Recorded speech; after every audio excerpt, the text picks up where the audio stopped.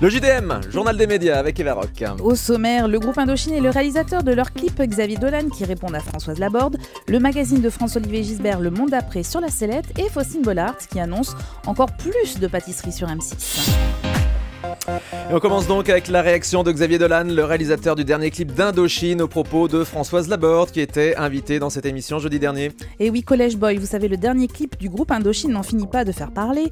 Jeudi dernier à cette antenne, Françoise Laborde du CSA, choquée par la violence des images, envisageait une interdiction du clip aux moins de 16 ans, voire aux moins de 18 ans, précisant ces images n'ont pas leur place en journée sur des chaînes musicales, c'est insupportable de montrer une telle violence. Françoise Laborde envisageait d'ailleurs une diffusion uniquement après 22h. Alors réponse du réalisateur Xavier Dolan dans une lettre ouverte à Françoise Laborde qui a été publiée sur le site du Huffington Post. Il dit « Censurer mon travail parce qu'il est violent fait montre d'une grande incompréhension de l'essence du vidéoclip. Pour Xavier Dolan, Françoise Laborde a 35 ans de retard. Les limites de la violence sont proportionnelles aux limites que l'espace virtuel nous propose, presque aucune, dit-il. Et aux propos du réalisateur sont venus s'ajouter hier soir ceux de Nicolas Sirkis, leader du groupe Indochine qui était sur le plateau du Grand Journal de Canal+. On l'écoute. Non, mais c'est vrai que c'est un clip ultra violent. C'est-à-dire qu'à un moment donné, la fille du CSA, je ne sais plus comment elle s'appelle, elle n'a pas tort, mais je pense qu'elle a parlé trop vite. On n'est pas irresponsable. Moi, j'ai des enfants, je vais pas montrer. Enfin, j'ai une fille de 11 ans, je ne vais pas montrer ce clip à ma fille de 11 ans. Je veux dire, à un moment donné, je pense qu'elle n'a pas réfléchi. Effectivement, ce clip est sorti à 8h du matin. À 9h, elle était déjà sur des plateaux de radio. C'est un travail de réalisation, c'est un film, c'est-à-dire que c'est aussi une œuvre artistique. Alors, au passage, précisons que le clip en question a déjà été vu plus d'1 million de fois sur le net, et notamment par Françoise Laborde qui l'avait vu avant de tenir ses propos à notre antenne. Isabelle Adjani n'est pas contre une suite à ce documentaire diffusé sur Arte dimanche soir et qui lui était consacré. Au contraire, l'actrice qui évoquait dans ce film intitulé 2 ou 3 choses qu'on ne sait pas d'elle, qui évoquait donc son travail de comédienne et sa carrière, rêve de poursuivre le dialogue entamé avec le journaliste Julien Collet. Une suite pour évoquer notamment ses dernières années au cinéma, mais aussi et surtout ses engagements, son féminisme et sa façon d'envisager le monde. François-Olivier Gisbert sera-t-il sur France 3 à la rentrée ? Rien n'est moins sûr. En effet, son émission Le Monde d'après pourrait ne pas être reconduite. La chaîne a choisi d'attendre les résultats d'audience des derniers numéros avant de prendre une décision quant à la reconduction ou pas du magazine. Une chose est certaine, France 3 souhaite réellement avoir une émission de type La Marche du siècle dans sa grille des programmes. Moins de 7% de part de marché hier soir, Le Monde d'après.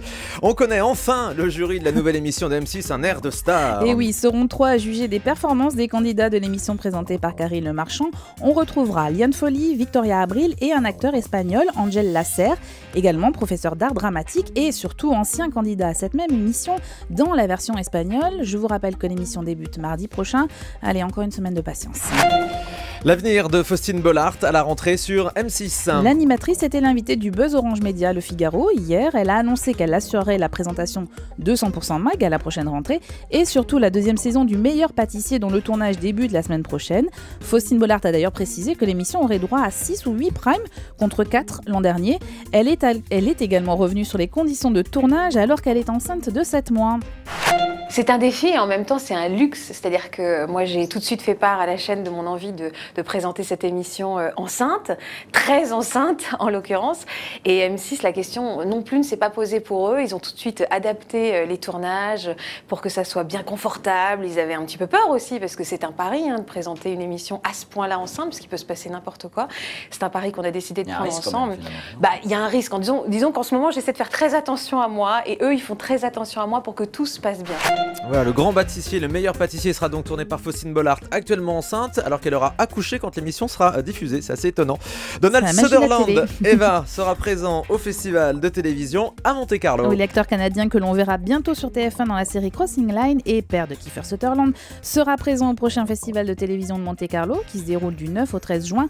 Il viendra y recevoir une nymphe de cristal et c'est la première fois que la principauté rend ainsi hommage à un acteur. Derrick passe à la trappe et France 3 du coup dégaine une autre série. On en a parlé la semaine dernière, Exit, la série allemande d'Eric des grilles de France 3, cette décision faisant suite aux révélations sur le passé nazi de l'acteur principal Horst Harper. La chaîne a décidé de diffuser en remplacement une autre série allemande, un cas sur 2. Quant aux épisodes de Derrick que les insomniaques pouvaient encore regarder la nuit sur France 3, ils seront également remplacés par la série Division criminelle, devinez quoi, une série allemande. On termine avec le chiffre du jour. 100 000, soit 100 000 euros, c'est la somme que souhaitent récolter les internautes afin de les offrir à Florent, le finaliste de Top Chef. L'attitude de Nawel, vous savez, n'a pas plu aux internautes, déçus de voir la jeune femme remporter cette saison face à leur chouchou, Florent. Ils ont donc décidé de se mobiliser pour tenter d'offrir 100 000 euros au chef, qui pourrait avec cet argent éventuellement ouvrir un deuxième restaurant à Lille. Alors à ce jour, soyons honnêtes, les dons s'élèvent à un peu plus de 5 000 euros, donc il y a encore un peu de boulot. On est loin des 100 000 euros, je pense même pas qu'il y arrive à récolter cette somme. Merci beaucoup Eva. Nawel qui a également perdu hier la finale du choc des champions de Top Chef face à Joan Imbert.